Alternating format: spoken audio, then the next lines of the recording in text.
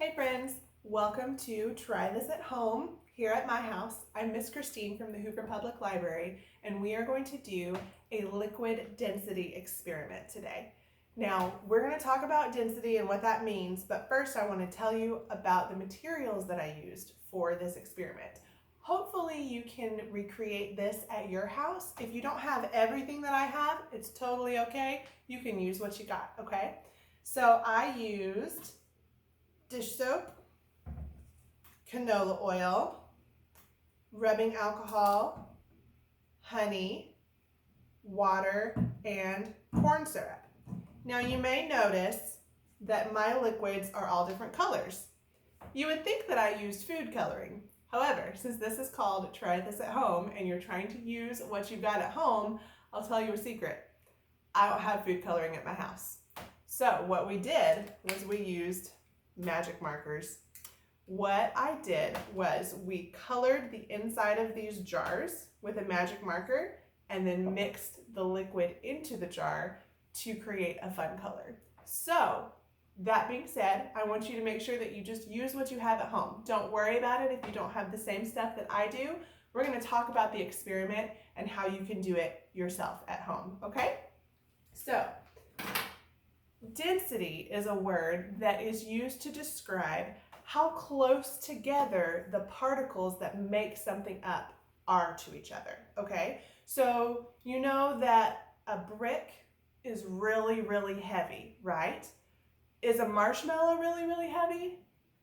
No, it's not. So a brick not only has more substance to it, but the particles are denser. Whereas a marshmallow is very airy and very light. The particles are kind of far away from each other, so it's not as dense.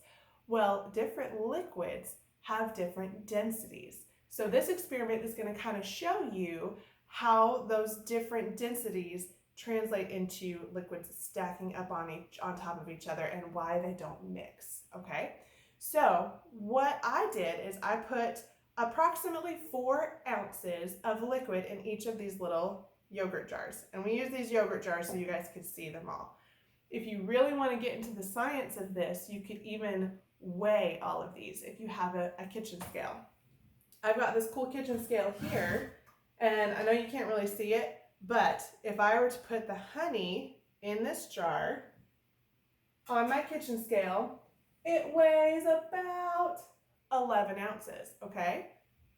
Now the same size jar with the same amount of liquid, this is not honey, this is rubbing alcohol, is going to weigh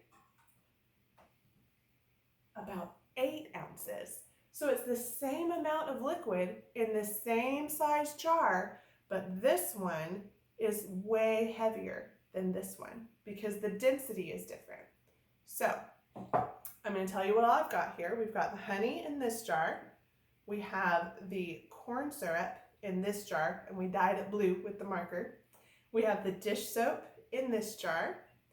This one that we dyed red is water, and this one is canola oil or vegetable oil. You could use either one.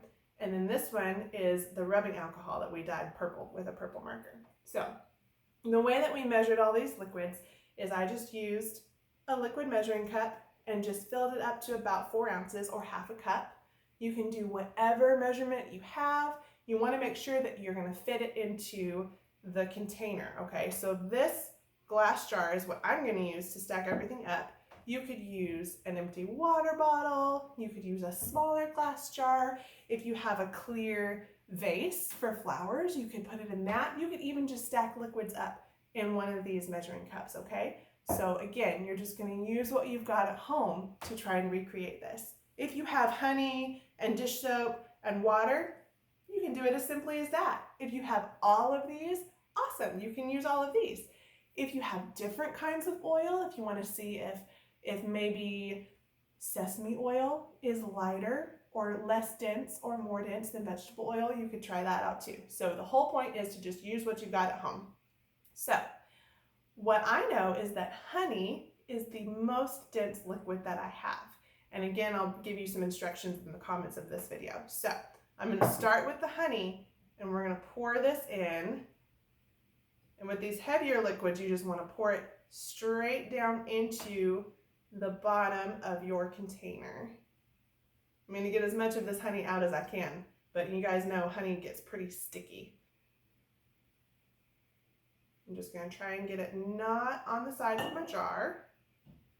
Okay, so my first layer is in. Now we're going to move on to my blue corn syrup. I'm going to pour this straight into the middle of the honey. And I'm going to hope that they stack up. Oop. There it is. You can kind of see this little bubble where I poured the corn syrup in, but the honey is still a very distinct layer. Let's see what happens as we keep going. So next, I'm going to pour this a little bit more slowly, is going to be the dish soap.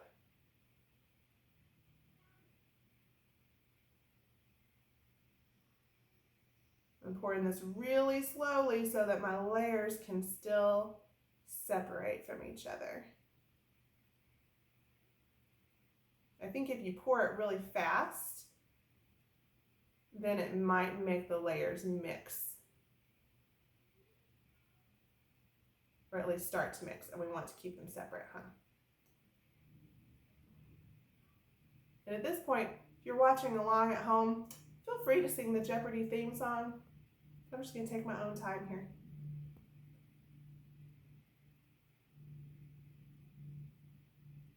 Almost there.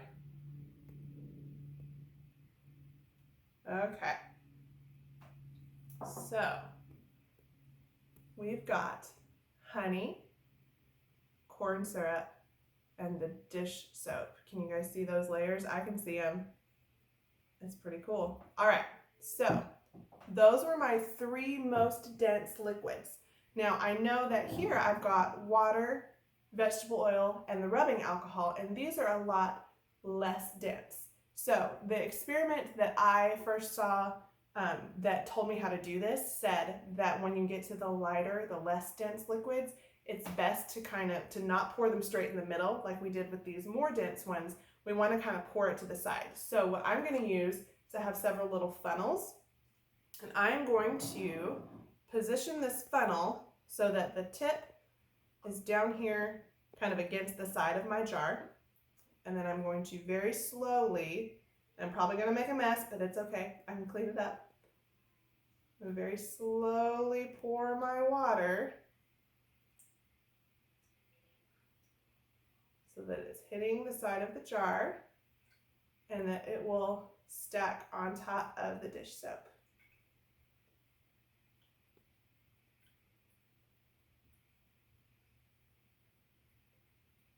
Can you guys see that layer?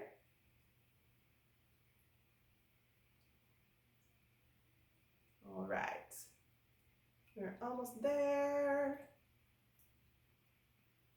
I poured that a little fast at the end. Okay, so I'm going to set this one aside. You don't want to use the same funnel for all of the liquids because you don't want the liquids to mix before they get in here. So do you guys see that layer? We've got the honey, the corn syrup, the dish soap, and now that water.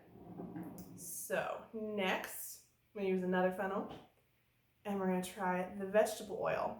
Now, I'm not going to lie, when I first started looking into this experiment, I thought, no way is vegetable oil less dense than water. Surely water is lighter, is less dense. Sorry, I got confused for a second there. But I thought for sure that water would be less dense, but it's not. Vegetable oil is less dense than water. So if you were to do this experiment just with vegetable oil and water, you would have the water on the bottom and the vegetable oil on the top. So you could try that too. If that's all you have, that's totally fine.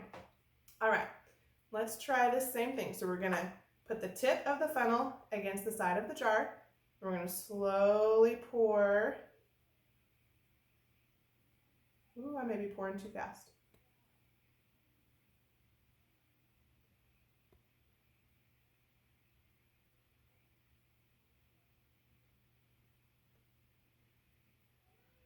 when you do this at home, you should see what this looks like because it's making some cool bubbles and some cool patterns in the water below as it separates out.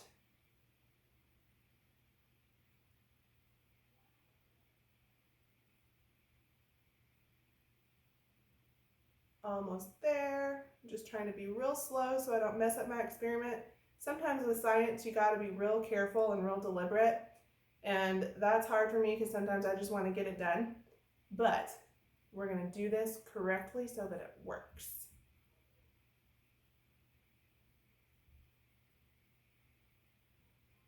All right. So I'm going to move that funnel to the side because, again, you don't want to use the same funnel. So now you can see the vegetable oil, this clearish yellowish on top of that red water. So the last one, the least dense liquid, is the rubbing alcohol. We made it this cool light purple with our magic marker dyeing technique. So I'm going to use my last funnel. I'm going to tip it over here to the side, and we're going to very carefully, uh-oh, see, sometimes you make a mess when you do experiments. Hold on, let me try this again. Let's try it this way. Wow!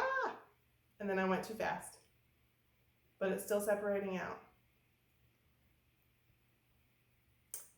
We're making a mess, but that's okay. We can clean it up.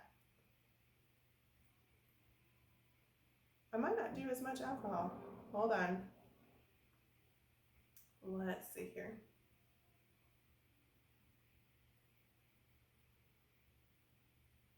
Definitely, kids, have your grown-ups help you with this because as you can see, I'm a grown-up. I'm still making a mess. It's totally fine. Also, this alcohol is smelly. We're only going to do a little bit of the alcohol because I am making a big mess. So it's not quite as much. And I just happen to have some paper towels here so I can wipe that up. All right. So if you can see the different colors of our experiment here. There's the honey on the bottom, the blue corn syrup right there, the green dish soap, and then we had the red water, and then the clearish yellowish vegetable oil, and this purple rubbing alcohol on top. And you can see how it makes stripes because all of the liquids are stacked on top of each other from the most dense to the least dense. Okay, so when you do this at home, you could put a lid on this. You could kind of very gently tip it and watch the layers separate out again. If you shake it too hard, some of them are going to have a hard time because you can see that the honey and the corn syrup are so similar in density that they kind of are mixing a little bit, but you can still see a stripe down there. But I think if you shook it up, then some of them might not separate out perfectly like this, but you could always try it and see what happens, okay? So thank you for joining me at this first try this at home experiment. I will be back in a couple of weeks and I've got a few ideas, but one of them has to do with toilet paper rolls. Now I know that a lot of us may have lots of toilet paper at our house, or maybe you just have a normal amount of toilet paper at your house, but start saving those toilet paper rolls, the tubes from the inside, and we will try and do an experiment with those next time, okay? So thank you guys for joining me, and we'll see you again soon. Bye!